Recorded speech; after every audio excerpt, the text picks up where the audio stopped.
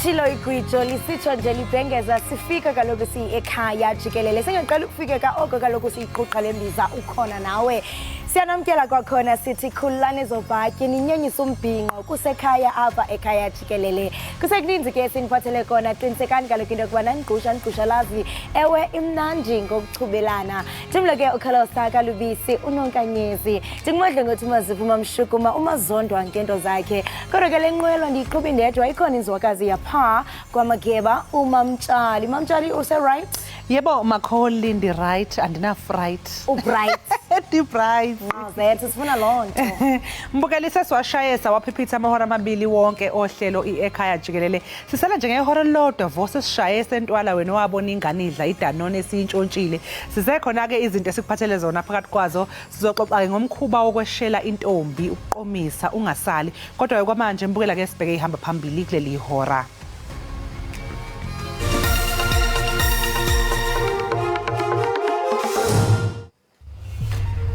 Ungqongqoshe wamaphoyisa uJenene ubhekicele wethembisa ukuthi bazobhekana ngokusheshsha nodaba lwaseRivali eGoli ngenxa yozamazama. Umhlaluki wemfonomfono uLambert Stein uthe akukho namnye kwiqela labahlobo bomdlali webhola ekhatywayo obize amapolisa okanye abezolawulo olungxamisekileyo kubusuku awabulawa ngabo uSenzo Meyiwa.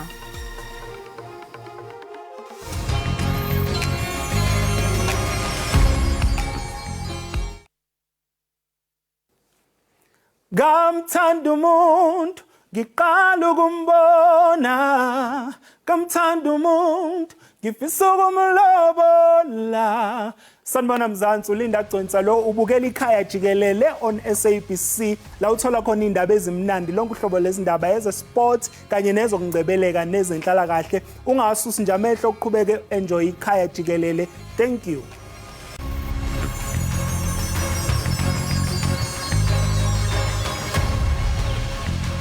Umphathisi wamapolisa ubhekicele uthi inkonzo yesipolisa yeli ithi iza kuyijonga zingekapheli iiyure ezingama-24 imeko yaseRivali kwintshona yerhawuti. Umphathisi wake uthi iqela lakhe sele lithe bhazalala kwingingqi yaseRivali. Task here is to stop Zamazamas terrorizing the community. That is a first task. Then the second task is to speak, as I have spoken to the Minister of Mines, to close down all these holes. Now, we are giving me the third task to go to the Minister of Human Settlement to come and deal with the issue of Zamimpilo. That can't be the police. So there are three things. But by the time all these things happen, Zamazamas would have been stopped. You talk about 7 days. That's too long, young man. That's too long. That's like 7 years. In 24 hours, you have seen the difference here. So allow us to go and allow us to put the plan in action so that your life gets back to normality. Kuphoqa-ke ukuthi umhlaziyi wemiyalezo yomakhalekhukhwini wamaphoyisa avume enkantolo enkulu yasePitoli ukuthi akukho lutho ngemniningwane ayitholile ekhomba itulo lokubulala. UColonel Lambert Stein naye uvumile ukuthi inombolo ayihlanganisa nomsolo wesihlanu uFiso Kuhle Ntuli ibingabhalisiwe ngegama lakhe.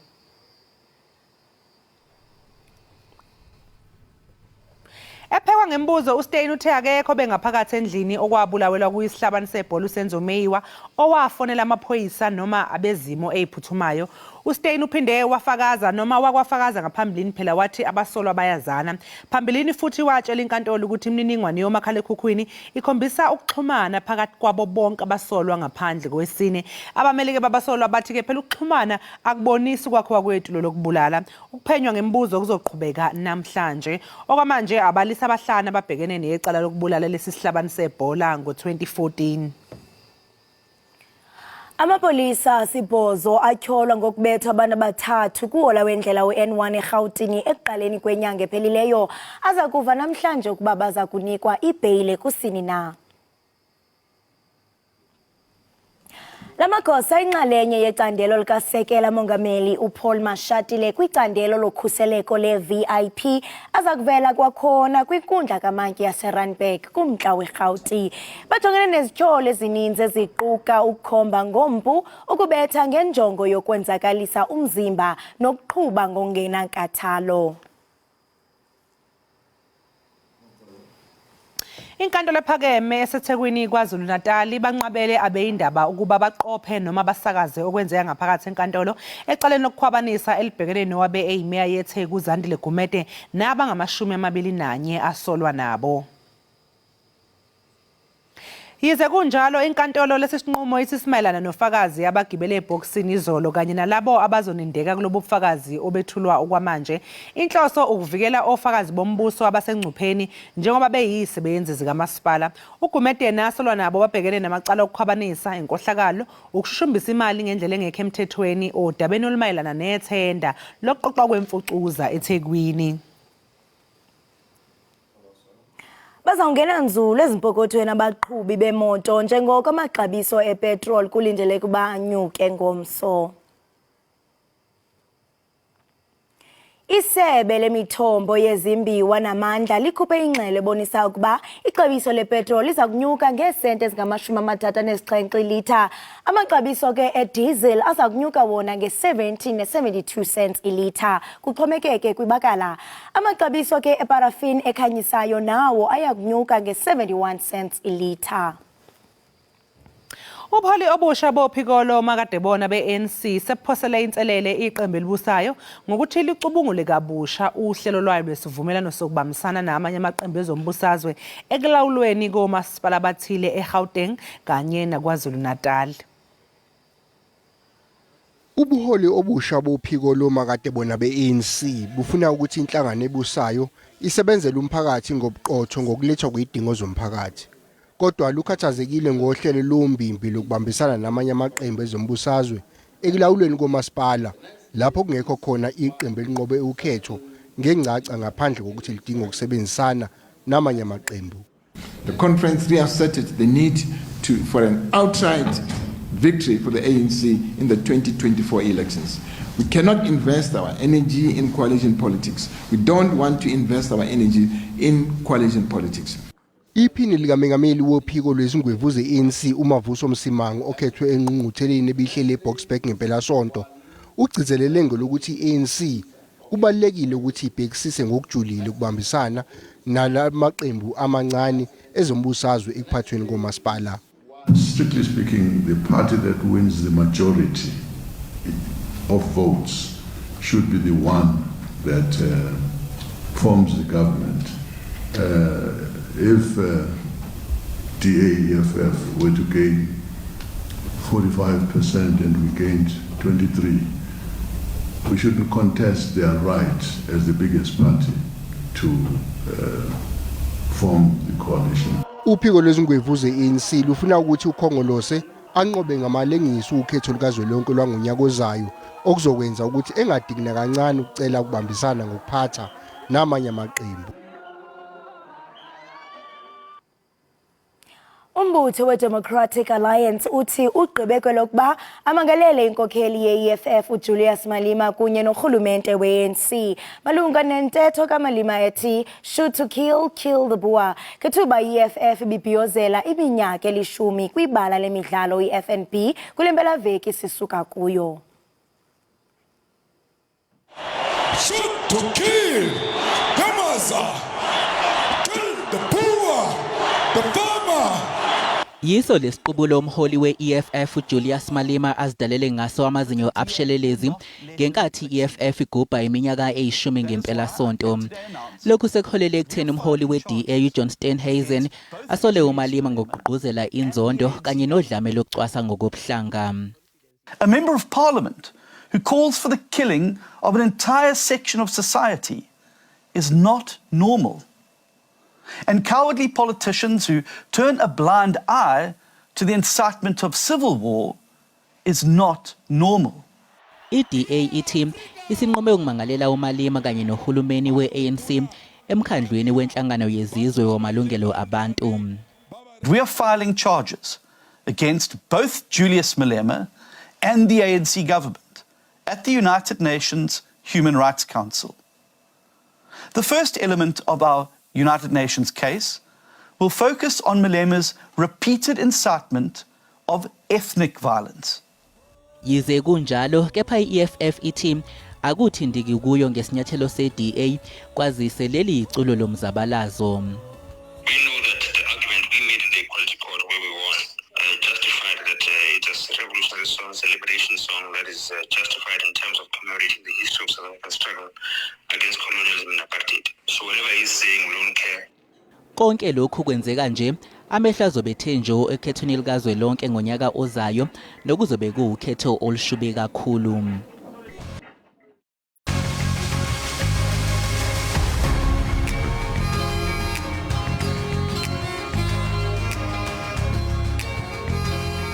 Siphinde sikwamukele mbukeli Ekhaya Jikelele. Yithi laba sinomadlongothi sasekhona lapha ekhaya.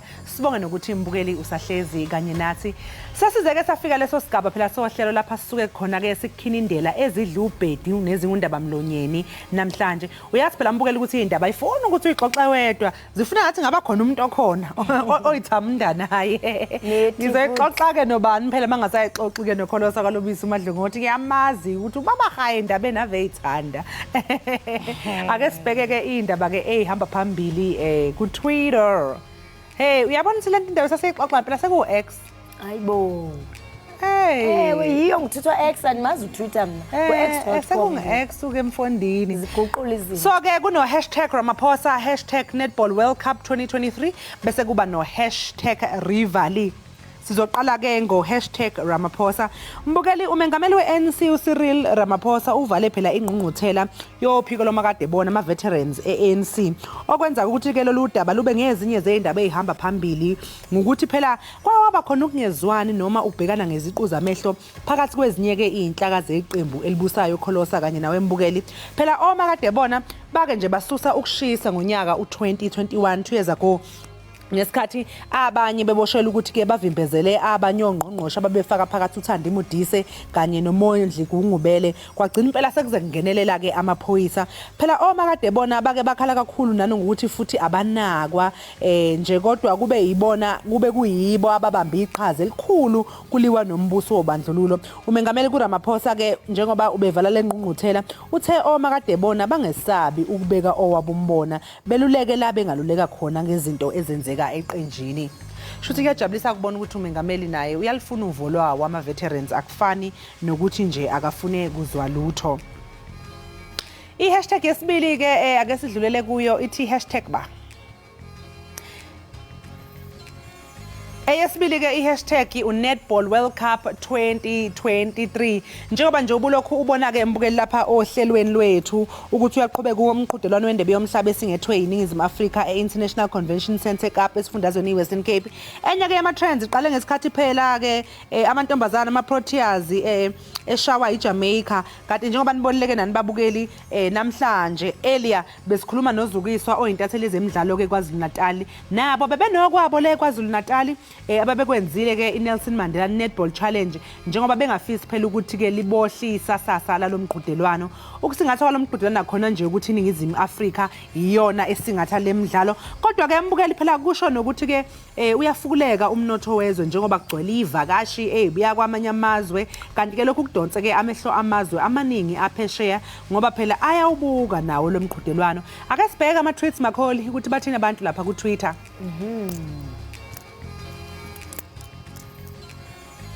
Bayaphefumula wena nokusi abantu pha ku Twitter uyatsho kaloku phana uStep Out 7 esithi congratulations to Step Out 7's Nicole. Hey ingathi ayibonakala incam wena nokusi.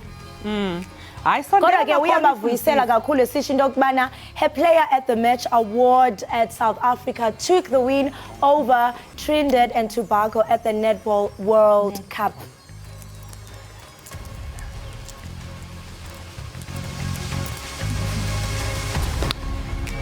Kanti ke mangabe ke sibheka ke i-trend yethu yokugcina i#Rivali. Hey Kholosa, ungqongqoshe amaphoyisa ubheke icele uvakashele eRivali eGoli. Phela uye lapha kuyoxoxisana ke nezakhamuzi zakhona njengoba zikhala ngozamazama abagcwele kuleya ndawo. Uyakhumbula izolo ukuthi khona sike sathethisana naye la ohlelweni? Ewe siye sabanodliwano ndlebe wena phezulu sancokola nomunye wabahlali okwayinkokheli yenginqi. Uyawuqonda ukhumbule kaloku into okubana ebengafuni into okubana achazwe ngegama. Uye wasitsho kaloku into okubana abahlali bahlala kwimeko engaginyisi mathe kwaye ke namaxhoba lenyikima avele nje azifakelwe ngokwawo umbane. Into ethi ke lonto izawubangela ukuba umbane kube nzima kumanye amaxesha uba acinywe, ichaphazela lonto into ye load shedding. Lo mntu ke besetha naye izolo uye wakhalaza ngelithi unobangela wokuba bagcwalise indlela kukuba amapolisa akasebenzi. Ude wayiqinisekisa into okubana ingaske kubo kungaza amasotsha amajoni uqobo kuba amapolisa umsebenzi wawo awubonakali. Emva koko ke umphathiswa wamapolisa uye wabe kanti uyangenelela uyathethisana nabo kuba ke phezolo ndiyacinga into yobana besitsho into yokuba bazawubamba uqhankqalazo. Siyathemba into yokubana luhambe kakuhle wafika amapolisa bathethisana nabo kwaye ke kwaba khona nesisombululo kuba kubuhlungu xa uzawuphila ubomi bentshontsho funeka uvuke emsebenzini ngapha wena ugade izithongo uba yeyi ayiwanda ndizawubuya ndiphila kusini na. Hayi ke kuyajabulisa impela ke mbukela ukubona ukuthi amaphoyisa afikile lapha eRiver ayaxoxisana nezakhamuzi ngoba impela hayi cha bezivutha bezishisa namathayi emgwaqeni zivuna ukuthi zizwakale emvweni zazo. Hayi uthembisileke ungqongqoshe wezamaphoyisa ukuthi cha bazolisukumela phezulu ke lolu daba. Mbukeli ke sisathi qhu ezitolo kanti uma ngabe sibuya buka nje esobe sikuphathele khona.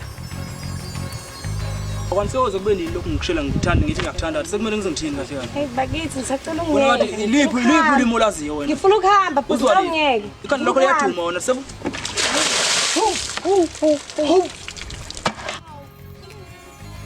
Sikuphathele udaba oluthinta ubunzima obuthwalwa zinsizwa uma iqomisa intombi njengoba ubona nje kwezinye ikhadi hayi vele ithiwe bhu ngebhakede lamanzi insizwa. Ungaphuthelwa seyidolo.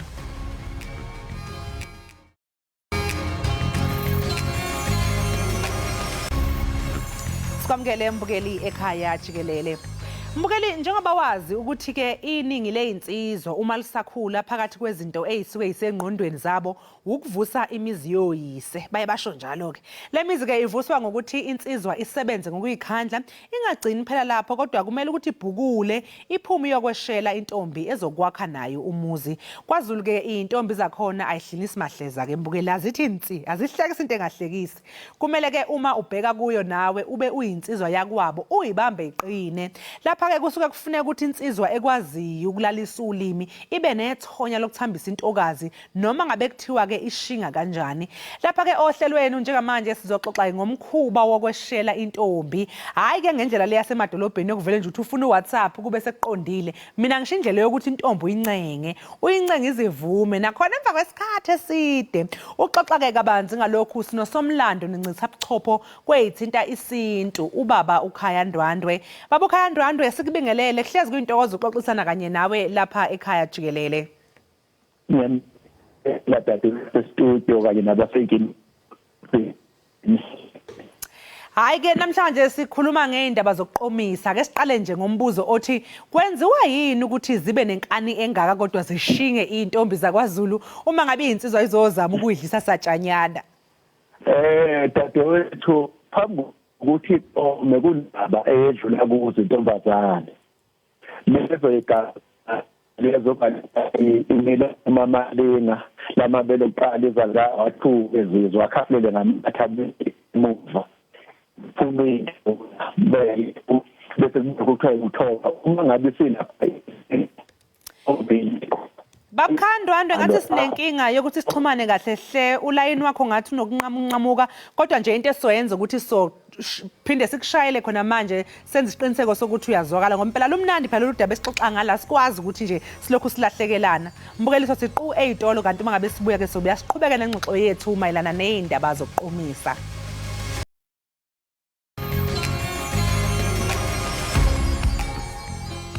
Siphinde sikwamukele ke mbukeli ekhaya Jikelele. Ngaphambi kwekhefu umbukeli sike saxhumana ke noKhaya Ndwandwe owazi kakhulu isintu, ucijile uyincitha buchopho mangabe kuziwa endabeni ngezesintu. Sizoxoxisana naye ke mayelana nodaba lokuqomisa kwezinsizwa, iqomisa izinsizwa, intombi le kwaZulu. Ekhaya sethembe manje sesoxhumana kahle ke sethembe ukuthi usizwa kahle nathi siyathemba ukuthi sizokuzwa. Yebo ngizwa kahle ngapha. Awusibonge kakhulu. Bengisathi ke asiqale ngombuzo othi kwenziwa yini ukuthi zibe nenkani engaka zishinge intombi kwaZulu uma ngabe izinsizwa zizozama ukuyidlisa satshanyana. Yebo dadewethu. Into edala lokho phambi kokuthi intombi iqome bekuba nezigaba zokwemvelo lapha edlula khona. Asithathe ke lesi sokugcina dadewethu kubamba isikhathi lapha kuthiwa khona isikhulile isithombile siyenzelwe nomhlonyane ibiyalo intombazane ukuthi ifuna uhlonipha umzimba wayo nokuthi futhi fanele iqine kanjani uma ngabe ibhekene nezesheli. Okunye ke obekwenzeka kwaZulu intombi bingayiqomeli yona bisiqomela iqhikiza ngoba iqhikize belinikeza igunya lokuvuma ukuthi iqome noma cha ngoba amaqhikiza ayona bekwazi ukubheka ukuthi lo muntu lo ikusasa yalibona noma walibona futhi kahle ubuthandwa iqhikiza. Yikho ke isikhathi esiningi bekuba isikhathi eside ukuthi ugcina uqonywe intombi ngoba khona nezimpawu ebebefuna ukuyibona ukuthi lezi zinto ezisho ngayimela ingakho nje ke ibikubhunyele nangamanzi ngathatha nje iminyaka emithathu lokhu yeshela intombi. Hey, hayi manje ngoba sekwatholana ngo WhatsApp nje kuvele kusheshwe. Kuthiwa hi, hello lol. Manje wekhaya uma ngabe ke intombi sishinga kangaka ukudaza inkani, yini ke esuka ilindeleke ukuthi yenziwe insizwa kulesi sikhathi? Kuqala insizwa nayo phambi uthiyo kweshela engahambi nje kodwa kwakuba nemkhuba yakhona nakhona eqala ngayo iqeqeshwe bese kuba nezihlanzo ke kuthiwe efanele ihlanze nayo kuze iphalaze kuze ivele lapha phambi kwentombi imanyazele iyinhle ingaveli nesidini yakho ukuthi umuntu umeqeda ukukhula uba nezinduna ezithiwa isidina kuthiwa akaphalaza akhiphe lezo zinto lezo. Sekuyo futhi ke naye aqinisa amagama ngoba umunye uthola ukuthi ingathatha isikhathi eside nje kade ngamagama ayikwazi insizwa ukwaqondisa amagama ayishuthi ngathi akakhoni ukumconvince ngolimo olujwayelekile. Yingakho kahlale nezingqwele zimqeqesha laphana abachazela ukuthi isimo sesila bamtshene kuze kubekhona ukuthiwa uyinqumelo ogodweni uyangikhipha noma uyangifaka uyayikhumbula leyo mkhuba efana naleyo lapho usufilelwe ngamagama usuzama lokhu ukuthi umsonte nengalo wenze zonke lezo zinto lezo. Manje siyabona ukuthi njengoba usho nawe ukuthi ke intombi kushuthi wena njengensizwa wawuthandwa iqhikiza ngoba yilo wakufuneka ukuthi ul-impress kushuthi ngesingisi kanje. Eyinsizweni khona izinsizwa ubani lona wayiqeqesha noma eyiluleka ngokuthi mayifika entombini ifune ibhekane kanjani nentombi? Kunengqwele kuthiwa ingqwele ngapha kwabantu besilisa umuntu nomuntu uba nengqwele yakhe. Okuyiyona emelulekayo ukuthi yenza nje ke manje ngoba ngisho ihlanzo uthola ukuthi uzoyitshenwa izingqwele ukuthi ke sithatha lezi ihlanzo uhlanganise nazo namagama lapha mawukhuzela kanje ingqwele yenza lo msebenzi ngapha emantombazane neqhikiza. Hayi ke Ekhaya ake silalele ke khona insizwa khona iclip esoyidlala ke lapho ohlelweni ngifuna ukuthi sobabili ke siyilalele siyizwe ukuthi yona ibeka kanjani ke mengabe iseshela bese ke soqhubeka ke nengxoxo yethu. Ngiyabonga dadewethu. Angibeki icala isibusise singakini sikhulu sihle.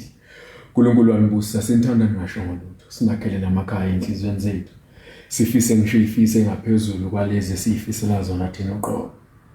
Siyidele njenjabulo yethu siqoka ukufa siphile sanini. Siqoka ukukhala kanye nani. Kodwa ngingekusole mntana umuntu. Kukufishane nje balolimo nomnqampule. Noma ngife kuvuleka isifuba usala ukhala uyibonela ubuhle nobukhazikhazi kulesami isifuba.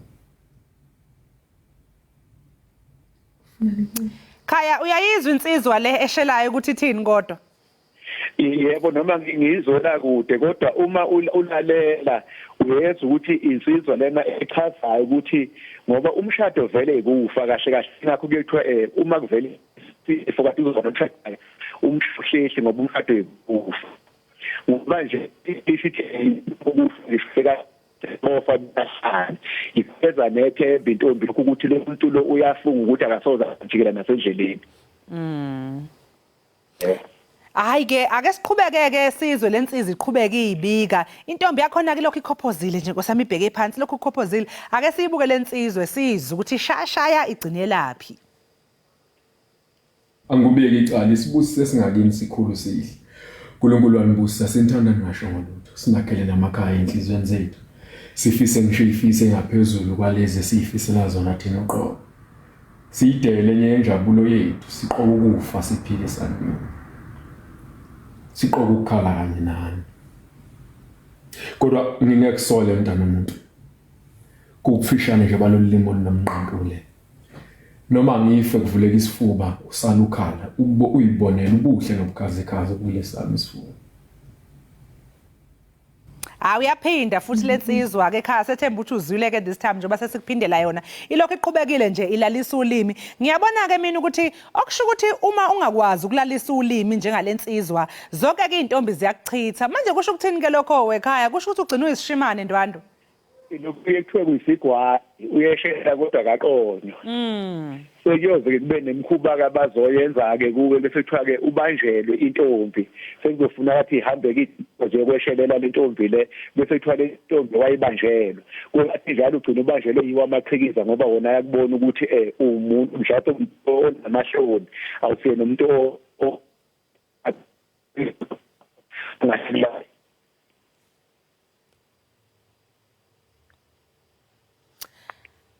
Ke sibonge kakhulu Khaya ngesikhathi sakho cha besafisa impela ukuqhubeka ke sikhulume kodwa ke ubandla siyaxolisa kuwe mbukeli ke indaba zama load shedding lezenza ukuthi ama network angabibikho besingabe sakwazi ukuthi ke sixhumane kahle njengamanje kodwa ke mbukeli ake sithi nje ke qhu edolo sizobuya emva komzuzwana.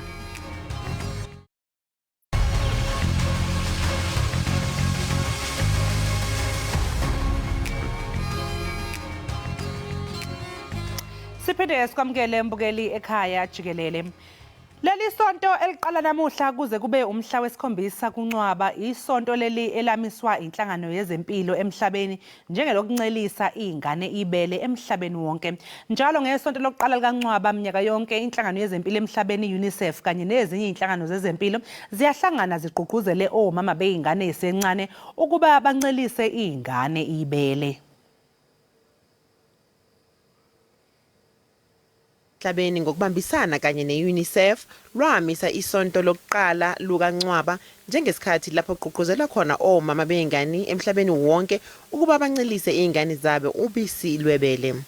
Isiqubulo sakulonyaka nesizogxila kakhulu exhumaneni okukhona phakathi kokuncelisa ibele kanye nomsebenzi wokuziphilisa kanti sona sithi breastfeeding and work. Lo mkhankaso kuhloswe ngawo ukuqwashisa izisebenzi ezisanda kuthola izingane kamalungelo wazo. Kanti wona-ke ahlanganisa ikhefu lokuyobeletha okungenani elingamasonto ayishumi ukuyela ezinyangeni eziyisithupha. Abesifazane bangakwazi ukuncelisa ibele nqobo nje uma befisa ukwenza njalo. Kanti abaningi bazithola bengasekelwa uma sebebuyela emsebenzini kanti abanye baze baphelelwe nayimisebenzi imbala. Uxoxa nathi ke kamanzi ngalolu daba mbukeli isixhumana noFikile Ntuli ongumhlengazi uFikile Ntuli ke kanye uye lona ke sobe sixoxisana naye lapha ohlelweni iEkhaya Jikelele breakfast show. Sister Fikile sikubingelele sikwamukele ohlelweni. Yebo sanibonani makhaya. Yebo sawubona. Yes Sister Fikile sikwamukele sibonge kakhulu ngesikhathi sakho. Sister Fikile mhlamba ke siqale lapha ekuqaleni sizwile lapha kule yambiko ukuthi iUNICEF iWorld Health Organization bagqugquzela ukuthi kunceliswe izingane ubisi lwebele kanti ke engutholile kule yambiko ukuthi kuye kube nezingqinamba komama bancelisa izingane kakhulukazi emsebenzini ngoba abanye kusuke kumele ke basheshise babuyele ke emsebenzini kodwa nje Sister Fikile mhlamba masingaqala ekutheni ukuncelisa izingane ibele nokuyincelisa ibhodlela ingabe kuhluke ngani? Okay, ukuncelisa ingane ibele kubaluleke kakhulu because kunama benefits ingane ewatholayo like kubooster immune system yomntwana and umntwana okhula kahle even nasengqondweni uyakhalipha. Unlike ukuncelisa ngebhodlela. Ibhodlela khona amanye ama nutrients angeke azawathole umntwana. Kanti kubelela kamama uthola wonke ama nutrients akawadingayo emzimbeni wakhe. Manje singakanani ke isikhathi okumele ukuthi ingane incele ngaso ibele? Okay, at least umntwana angancela umama makangabe uyamncelisa i6 months ibaleke kakhulu because iyamvikela umntwana kwezinye izifo like khona lesi okuthiwa i-sudden infant death syndrome. So So kunayo ukuthi umntwana maqeda ukuzalwa bese kuba khona ukuthi ndini angashona masinyane. So mangabe uyanceda iyareduce leyo sudden infant death syndrome emntwaneni. Manje mengabeke yenza ukuthi iIQ yomntwana ibe phezulu. Oh, so ukuncela ubisi lwebele kuyasiza nasemqondweni wengane. Kakhulu umntwana even nasesikoleni uyakhalipha. Siyaqonda ke ukuthi ke kunesikhathi sokuncelisa ngosuku. Umama ke ongenaso isikhathi sokuncelisa ingane yakhe, yini mhlawumbe umele ukuthi ayenze ukuze enze isiqiniseko sokuthi ingane iyaqhubeka iyakuthola ubisi mhlawumpeni kungabi ukuthi nje umama akekho usemsebenzini ngakho ke kushuthi ngeke izikwazi. Iziphi indlela esezikhona manje ezenzayo ukuthi uyakwazi ukuthi ube semsebenzini kodwa ukuthi ingane iqhubeke ingashodi ngebele isekhaya? Umama angakhona ukuthi anga-expressa ilento ibisi lakhe. Kuba khona amabhodlela, kuba khona futhi mongaya ekhemisi bangakupha izinto lezi zokunceda ukuthi ukwazi ukuthi unga-expressa ibisi lakho. Then mawulithatha lelo bisi lelo lifaka emabhodleleni uyakhona nokwazi ukulibeka e-fridge bese ukhona ukuthi ulisebenzise futhi. Manje sister Fikile kulabo mama ke mhlawumbe bona abangakwazi ukuncelisa ngesimo sokuthi khona abanye abayethi kuye kwenzeka ukuthi mhlawumbe umuntu ancelisa inyanga eyodwa emva kwalokho bese liyasha ubisi noma libone lingasaphumi kahle ikakhulukazi ke kulabo aba-expressayo baye babone lapho umuntu mhlawumbe uthola ukuthi mengabe ekhama ubekhama nje u30 minutes akhama amabhodlela amathathu kodwa manje usiyabona ukuthi hayi sekuphela i-hour lonke kusatheleke nje into encane shuthi ubisi seliyasha. Kulezo zimo njengalezo mhlawumbe angasizakala kanjani lo mama ukuthi aqhubeke akhiqize ubisi? Okay, umama mele the more umama ayakhama ibisi liyakhona ukuthi lizenzakalele nokuthi ndena aphuze kakhulu amanzi kukhona like ama liquids emzimbeni the more aphuza okuningi okungama liquids kuyanceda ukuthi ibele libe nalo ibisi and kumele ukuthi angapheli inhliziyo umama abe nesineke alokho alikhama lizaze liphume ibisi. Siyazi ke futhi sister Fikile ukuthi kunezifo ezithathelanayo ukusukela kumama ziya emntwaneni. Yini mhlawumbe okufanele ukuthi komama bancelisayo bayenze uqikelela ukuthi lezi zifo ayidlulele einganeni? Okay, umama kumele ukuthi makazoncelisa a-check ama-nipples wakhe ukuthi ndene awableed na awana makhathi because mangabe anama-cuts mangabe umama mhlambe unesifo like unesifo se-HIV angakhona ukuthi amsulele umntwana ngenxa ukuthi kunamakhathi makunamakhathi angakhona ukuthi ndene athole even negazi. So umama kumele ukuthi futhi before azoncelisa ayenze sure ukuthi ugeza izandla. I-hygiene is very important. Uzogeza kahle izandla maqeda lapho enze sure ukuthi ndeni uyasula around ibele lakhe nama-nipples wakhe uyawasula. Kanjalo umntwana angeke azabe enkingeni yokuthi ndeni angathola izifo. Manje sister Fikile kulesi sikhathi ke umntwana esancela ibele kulo 6 months owushoyo ingabe uncela ibele lodwa nanokuthi uqala mhlawumbe ngoze mina ngiyabaza abanye abaye baqala ukudla ko 3 months konje isiphi isikhathi esiright sokuthi ingane iqala ukudla okufakwa ngesipunu emlonyeni okungenza ukuthi phela ukuncela lokhu ingcengce kungaphazamiseki? Okay, abantwana ngenxa ukuthi umntwana uzombona akhala kakhulu usho umntwana akasuthi kahle.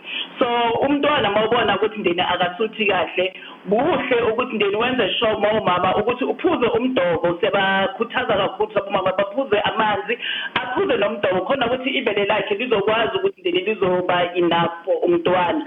And umntwana ndeni mangabe lesekana 3 months kula ungazama ukuthi uqalise nge-teaspoon mhlambe lapho ma-rice pudding nakhona ungavele umdlise kakhulu because isisu sakhe ndeni uzosenza ukuthi ndeni sihlukumezeke. Manje ke sister Fikile ukube ubunamandla nje wena ubungenza ini mhlawumbe noma ubungathini einkampanini ukuthi zenze imithetho iyenze kwenzeke ukuthi ke omama bancelisayo babe nesikhathi esanele sokuthi bancelise izingane zabo? Okay, njengoba mina ngiyi-occupational health practitioner ngisebenza ekampanini la siba nalo i-room labantu besifazane mangabe babuya kuma-maternity leave ukuthi ndeni akhona ukuthi ayo-expressa ibisi lakhe for umntwana because ndeni abantwana mangabe emakhaya mhlambe basebe namaneni bagcina banganalo ibisi kumele ukuthi inele ligcine lisebenzisa maybe ilento ibisi lebhodlela but umama la emsebenzini sebakhuthaza ukuthi ndemangabe babuya ku-maternity leave siyabapha igumbi la abakhonayo ukuthi bahambe bayozama ukuthi ba-expresse ibisi labo khona ukuthi abantwana babo bazoba namabhodlela a-enough ngoba kasekhaya mhlawumbe angazama ukuthi enze amabili kuphela but makasemsebenzini uba naso isikhathi sokuthi aye egumbini leli le-breastfeeding i-breastfeeding room sibiza kanjalo bese uyakhama ke ibisi lakhe khona ukuthi makafika ekhaya mhlawumbe uzofika ekhaya nalowo mabhodlela ayi-4 makafika ekhaya futhi maka-expressa at least uzo-eda kwamanye amabhodlela. Hayi cha sibonge kakhulu-ke sisitafikile ngesikhathi sakho nalolo lwazi osuthe wasipha lona sikufisele nosuku oluhle. Okay ngibongile nami.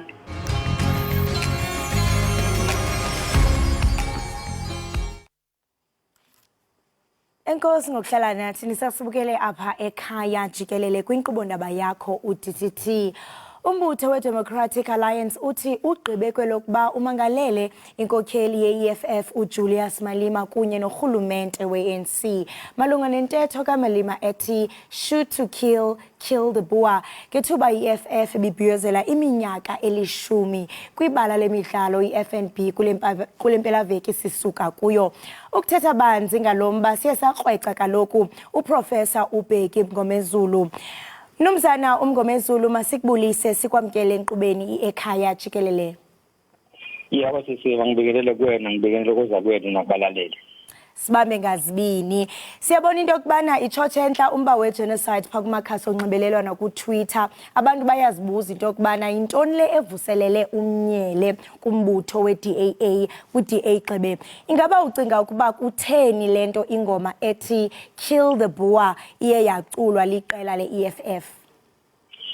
No uma ngabe ilona iqembu kukhona umbongazo elinawo sibe khona isikhathi kakhulukazi amaqembu lawa anabantu abaningi abamnyama siba khona isikhathi lapho khona bekhumbula umzabalazo ukuthi kufikwe kanjani lapho esikhona engacabangeke ukuthi lokho kusuke sekusho ukuthi lezo zinto noma lawo maculo basuke bowacula basuke besaqonda ukuthi kwenzeke leyo nto okwafanele yenzeke ngesikhathi sobandlululo into yokuqala efanele siyibheke leyo bese ke umbuzo okuyona obaluleke kakhulu kube ukuthi iDA yini ngempela efuna ukuyizuza ngokuthi ithathe leli daba ilise lapho ilise khona ngoba zolo lokhu sokhumbula ukuthi ngaleli culo leli iEFF iyayithola isenkingeni udaba lwa enkantolo kodwa yafika inkantolo yathi hayi leli culo akufanele ngempela lithathwe ngobunjalo balo bese kuthiwa mhlambe liphehla udlame so ke umbuzo ukuthi yini le iDA efuna ukuyizuza umbuzo wesibili kube ukuthi uma uthatha isinqumo sokumangalela iEFF yini eyenza ukuthi bese uthi uthatha isinqumo sokumangalela uhulumeni weANC uhulumeni akuyena weANC uhulumeni ngabantu bonke onke lamaqembu awu14 afaka phakathi nayo iDA ukuthi ngenye indlela iDA izimangalela yona. Inzima kakhulu lento kuba ngoku ndijonge pha kumakhasi onxibelelwano ka-x.com uTwitter omnye phefumula into kubana aba bantu abamhlophe bona zange baxolise ngendlela babephethe ngayo abantu abamnyama ngexesha longcinezelo kwaye uyasho bakutheni nje bezogcwala xa kuzoba nengoma kodwa zange mhlambe izinto babezenza zona zibe kanti kube khona umuntu obhubhayo. Ungathi mhlambe yeyiphi into ocinga ukuba ikhokele iqela le-DAA limangalele lombutho we-EFF ingaba mhlambe luloyiko njengoko sijonge uvoto kwaye owona mbuzo uTshotshe entla kukuba ngoku iANC yona ingenaphi? Lo mbuzo wesibili wona ubaluleke kakhulu ukuthi ungafike uthi uzomangalela ilona ANC kade ngeke eSABC stadium bekhona iEFF leculo eculayo iculo eseleke layiswe enkantolo iyasikhipha isigwebo ukuthi ngabe yona ibona kanjani so kumosha isikhathi ngokubuka kwami kunalento esesithi masichaza sithi iqembu lifuna ukuba politically relevant ukuthi uma ubona ukuthi ayikho into mhlambe ongafolosa ngayo njengoba kuyokhethweni bese uthi ake msebenzise lokho ngoba eqinisweni uma ingabhekile iDA ikhankasela iEFF ayiboni lokho ngoba uma ngabe uzonikeza i-EFF more time ekubeni zolo lokho kade igcwalise i-FNB Stadium kusho ukuthi ngendlela usiza yona i-EFF yini ehlule i-DA ukuthi yenze okwenziwa ngamanye amaqembu bayithulele nje kube sengathi akwenzeka ngalutho lo daba luzoyishabalalela akho umuntu ozolokhu esomunye enkantolo akho mali ezizomoshwa akho isikhathi esizomoshwa iqiniso lilonke la inkinga ikwi-DA ayikho kwi-EFF. And owona mbuzo omkhulu njengoko i-EFF i-DA igqibe iye yakhupha esisimangalo ingaba mhlawumbe angakanani amathuba okuba iqela le-DA liphumelele elityala? i-DA inhloso yakhona ukuphumelela ikala dadewethu i-DA nje ifuna ukuthi yenze lento bengisho ukuthi be politically relevant ukuthi kubonakala ukuthi khona ekwenzile ukuzama ukuvikela abantu abamhlophe ukwenzela ukuthi uma ngabe kufika ukhetho laba evele inabo abahlala beyivotela abaqhubeka bayivotela ithemba lawo ilapho kodwa engakuboni ukuthi ngokwenza kanje igcina ke manje iphusha abantu abamnyama baphushela kude ngoba kulezi ngoma dadewethu esayiculayo namanje ukuthi umama wayebizwa ngokuthi kitchen girl ubaba abizwe ngokuthi garden boy sisacula lezo ngoma lezo kuye ngecontext noma isimo lapho esiculwa khona lokho kusuke kungasho ukuthi ufuna ukubuyela emuva usuke nje usikhumbuza ngomlando wezwe ukuthi lifike kanjani lapho efike khona into befanele yenze nje i-DA ukuthi ithulele iqhubeke nokuthi ilungise imikhankaso yayo okhetho oluzayo ilungisele indaba ye-moonshot tract yayo ikhophe yonke le ndaba i-EFF i-EFF izenzele izinto zayo ngoba i-EFF nayo ibheke ku-2024 i-DA ibheke ukuthi ku-2024 lena yokufaka i-ANC ayihlaya ngempela ke leyo angazi ukuthi ingena kanjani i-ANC kuyona yonke le nto inazi inkinga zayo i-ANC kodwa angiboni ukuthi kumqondo omuhle ukuthi uyidonsele nalapho engafanele ngabe ingena khona. Kwaye kunombuzo omkhulu okubana njengoko sibona into yokubana ngiminyaka engamashumi amathathu 30 years emva kwedemocracy kwaye oko sibhiyozela ubumbano ne-reconciliation ungathi mhlawumbe sesifikelele kwelonqanaba singumZantsi Afrika kuba siyayabona iyenhlukwana kule nto ethe yaphenjelelwa yiyo i-EFF nakubeni ke i-DA yasukuma ngezandla yathi no siyobamangamela ingaba mhlawumbe kusekude engqinibeni kumba wokuba sibumbane sizinhlanga zasemZantsi Afrika? Ukude kakhulu dadewethu engqinibeni izathu salokho ukuthi ngesikhathi silungiselela ukhetho lwango-1994 uma uzobheka lento lena esayibiza nge-Grooteskier minute kube lena esayibiza nge-Pretoria minute kube i-sunset clause lezo zinto lezo zenza ukuthi kube nezinto esingakwazanga ukuthi siyibeke etafuleni sabeka phambili lento ye-reconciliation izinto kwafanele ngabe sayikhuluma ngaleso sikhathi asiyikhulumanga ingakho zilokhu zibuye njalo lento kade uyisho ekuqaleni ukuthi kunabalaleli abakhala ngokuthi abelungu abakaze baxolise babengeke baxolise vele ngoba isimo esasidaliwe ngaleso sikhathi ukuthi ngoba fowethu asikhohlweni ngokwenzekile asiqaleni manje siye phambili isimo lapho sasiphoqa vethu ukwenzeke lokho ngoba ila senza leyo nto leyo noma kuba ne-civil war kwazanye ukukuncengisile kodwa ke kwasilimaza ngoba amaqiniso awavelanga lapho-ke abantu abamhlophe abakaze baxolise ingakho yona i-DA le ikhalela nokuthi lento yokuthi akube nokulingana phakathi kwabantu abamnyama nabamhlophe ayekwe lonto awuyekwe lo mthetho loyo ekubeni bona babhenefitha isikhathi eside mase fanele ukubhenefitha abantu abamnyama bakhala bona kuqala kubakhaliso kwe-ambulance. Professor masibambe ngazibini ngexesha lakho kuba siyabona into yokubana le ntetho naphesheya kwalamandla bayayingenelela kuba no-Elon Musk bayabongoza into yokubana urhulumente olapha eMzantsi Afrika uRamaphosa akwazi into yokubana ayithi thaca le nto kutsho ukuthi nangaphaya bayatshiseka ngulomba masibambe ngazibini ngexesha lakho. Enkosi kakhulu sisi enkosi ngabaphulaphula. Right mbukeli we-Ekhaya Jikelele lowo ke besithetha naye kaloku nguye umnumzana Bheki Mngomezulu sithetha kaloku ngale ngxiba kaxaka exaka umxhaka apho siye sabona kaloku into yokubana umbutho we-DA uye wamangelela umbutho we-EFF kunye norhulumente we-ANC ngomba otshisa ubunzi wengoma ethe yaculwa kaloku phaa e-FNB Stadium ethi Kill the Boer. Right mbukeli siyiqwela siyiqongqotha ngolo hlobo ke si-Ekhaya Jikelele sibambe ngazibini ngenkxaso yenu engagungqiyo mamtshali sesiyahamba ntombi. Hayi ngihlekisa uProfessor Mngomezulu mayethi sebekhaliso we-ambulance. wi nathi sawukhala ngayo xa sesiyahamba. Mbukeli sesifike kupheleni kohlelo olwengqayizivele ekhaya Jikelele sibonga kakhulu ngokuthi nihlanganyele kanye nathi siyabuya kusasa ngesikhathi ke esifanayo nibe nje nosuku oluhle nisale kahle.